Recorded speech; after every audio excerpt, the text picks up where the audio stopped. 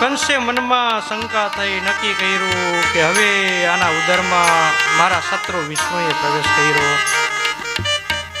વિચાર કરવા લાગ્યો કે હવે શું કરવું. દેવકીને મારી નાખું તો મને અપરાધ થાય, નરક પ્રાપ્ત થાય. એમ વિચારી બાળકના જન્મની રાહ જોવા લાગ્યો. ચોકી ફેરો સખ્ત કરવામાં આવ્યો મથુરાના જેલની અંદર. 24 કલાક ચોકી ફેરો. આટલા દી છોક હતી થોડી. કંસને જ્યારથી ગર્ભરિયો સમાચાર મહિલા ઉઠતા બેસતા સૂતા જમતા હરતા ફરતા વિષ્ણુના વિચાર આવવા લાગ્યા કે કાળ આવ્યો છે બેનના ઉદરમાં. અને એને આખા જગતમાં ફરતું અહીંયા વિષ્ણુ, આ દિવાલમાં વિષ્ણુ, અહીંયા વિષ્ણુ વિષ્ણુ દેખાવા લાગ્યા. દેવોએ જાણ્યું કે શ્રી હરિએ અવતાર ધારણ કરવા દેવકીના ઉદરમાં પ્રવેશ કર્યો. બ્રહ્મા, શંકર, નારદ, મુનિ સર્વ દેવ મળી અને માં દેવકીની ગર્ભસ્તુતિ કરે છે. અહીંયા કેવી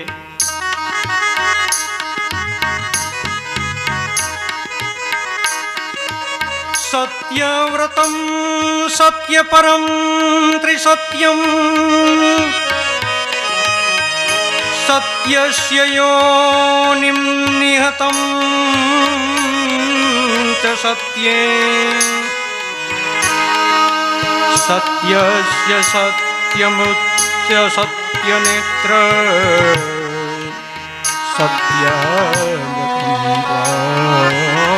શરણં પ્રપન્ના.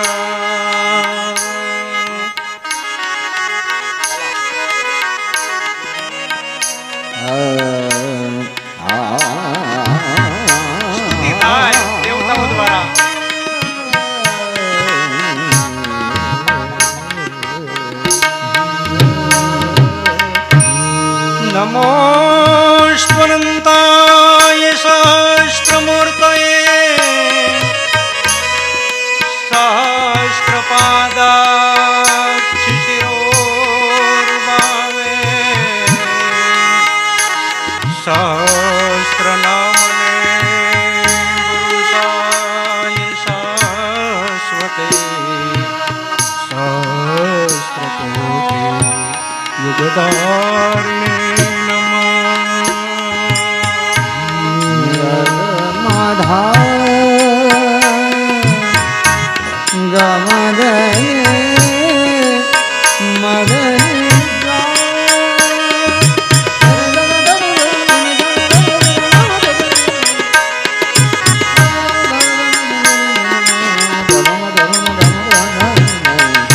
ગર્ભસ્તુતિ.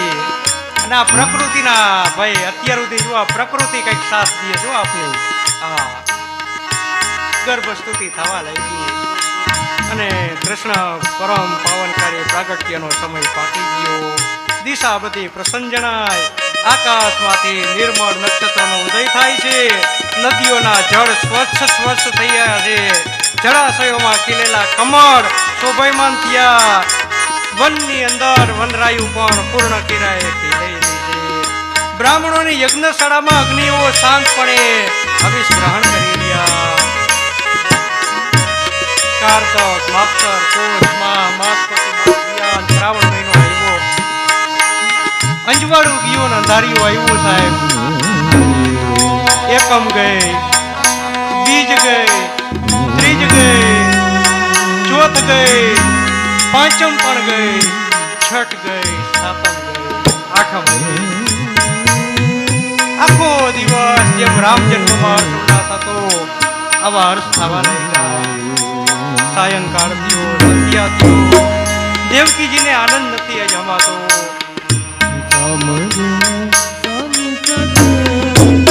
મધ્યરાત્રિ થઈ, 12 વાગ્યા અને સ્વર્ગમાં દુદુંબી વાગવા લાગ્યા. ગંધર્વો, સિદ્ધો, ચારણો, કિન્નરો ભગવાનની સ્તુતિ પાઠ કરે. અપ્સરાઓ અને વિદ્યાધરો નૃત્ય કરે. દેવ પુષ્પ વૃષ્ટિ કરવા લાગ્યા અને ચતુર્ભુજ સ્વરૂપે ભગવાન શ્રી હરિ અહીંયા કે મા દેવકીજીને દર્શન આપે છે.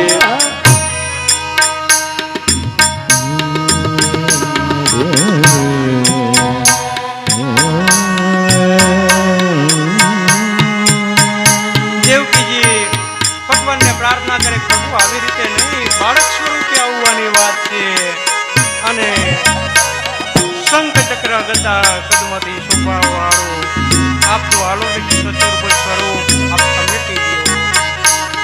ભગવાન માતાજીનો વાણીને માન રાખી અને કે જે આવ બાળ સ્વરૂપ ધારણ કર્યું અને મા દેવકીજીના ખોળામાં આવતા પહેલા વસુદેવને કહે છે કે સાંભળો પિતાજી, અહીંથી તમારે હવે મને લઈ યમુના પાર કરાવી ગોકુળની અંદર જવાનું છે. નંદરાયની ઘરે તમે મને આ ટોપલામાં મૂકીને અહીંયા મૂકી આવજો, ત્યાં જે કન્યા છે એને પાછી લાવજો. પિતાજી કહે છે કે કેમ? આ રાત આ યમુનાના જળ આ ચોકી ફેરો એ બધું હું કરી દઈશ. ભગવાન અર્જુનને એમ કે અર્જુન તારે મત્સ્ય વેદ કરવાનો, બે ત્રાજવામાં એક એક પગ રાખવાના, 9 ફૂટ ઊંચી માછલી બાંધેલી ગોળ ગોળ ફરે, 50 ફૂટે ત્રાજવા, અને અર્જુનને એમ કે બે ત્રાજવામાં એક એક પગ રાખી ધનુષ લગાવી અને ફરતી માછલીની આંખ તારે વીણવાની. અર્જુન કે ભગવાન એ તો હું કરું, ઠાકર તું શું કરીશ? આ તો બધી હું કરું, તારે શું કરવાનું? ભગવાન કે તારી પેલા જે ચડ્યા ને એ નીચેનું પાણી આમાં જાગતું હતું, એ પાણીને સ્થિર હું કરીશ. એ વાસુદેવને કે એ બધું હું કરીશ, હું તમને કહું એટલું પિતાજી તમે કરજો. આમ કહી બાળક સ્વરૂપ લઈ અને ભગવાન મા દેવકીજીના ખોળાની અંદર પધાર્યા. બોલીએ બાલકૃષ્ણલાલ કી જય. એ અંધારી રાત દેવકીજી ભાઈ હજી પ્રવેશ નથી કરાવવાનો. 2 મિનિટ આયા નંદ ઘેર થાય ત્યારે દેવકીજી લાલાને ચૂમ્યું, 2-5 કરીને હુંડલામાં મૂકે અને અંધારી રાતે ભાઈ સેવકો બધા ઊંઘી જાય, જેલના તાળા ટૂકે અને ભાઈ અંધારી રાતમાં માથે વાસુદેવ ટોપલો લઈ અને ચાલતા થાય. ચાલતા ચાલતા યમુનાના કિનારે, અને યમુના તો ભાઈ ગાંડી તૂર હો, એકવાર વરસાદ વહેરે. વાસુદેવજી પરમાત્માના કહેવા પ્રમાણે બેનું 5 મિનિટ વાસુદેવજી યમુનાજીમાં પ્રવેશ કરે ને યમુનાજી ભાઈ ગોઠણથી કમર, કમરથી હૃદય ને હૃદયથી વાસુદેવની ગાંઠી ઉધી પહોંચી. એ મહારાણી ગાંડી થઈ કાજાના ચરણ સ્પર્શ કરવું. ભગવાને હુતા હુતા વિચાર્યું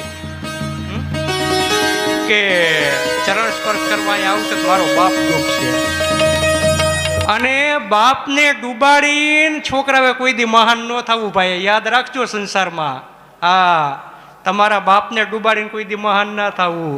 અને ભગવાને હુંડલામાંથી લાંબો પગ કર્યો, યમુનાજીના સ્મરણને અહીંયા સ્પર્શ કરાવ્યો ને યમુના શાંત થયા. વાહ બાપ વાહ, હે શાંત તો થયા યમુનાજી, પણ ગોકુળમાં પ્રવેશ કર્યો. અહીંયા યશોદાની પાસે સૂતેલી એ પુત્રીને લીધી, બાલકૃષ્ણને અહીંયા સુવડાવીને પાછા આવ્યા. અને પછી સવાર પડતા કે છે કે સિપાહીઓ જાગ્યા અને કંસને જાણ કરી કે દીકરી એવું થઈ રહી છે.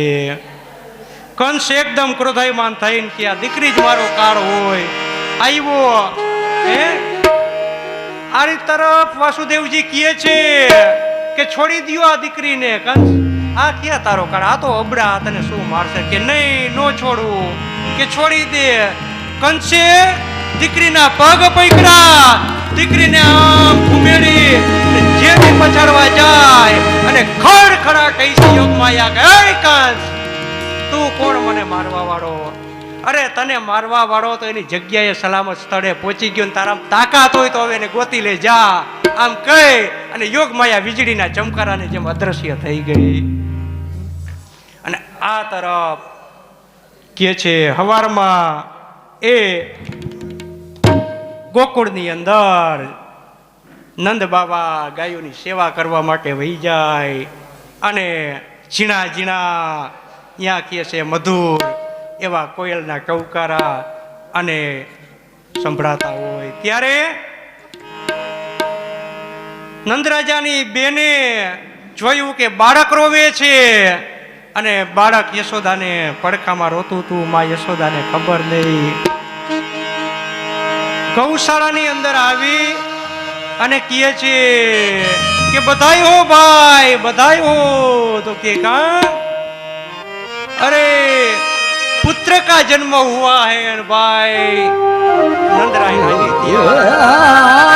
गायना छाण जे कई होता अंगे ચોપડવા લાગ્યા. પુત્ર હતા માથા ઉપર રડવા લાગ્યા, આરોટવા લાગ્યા કે હે માં આજ તમારી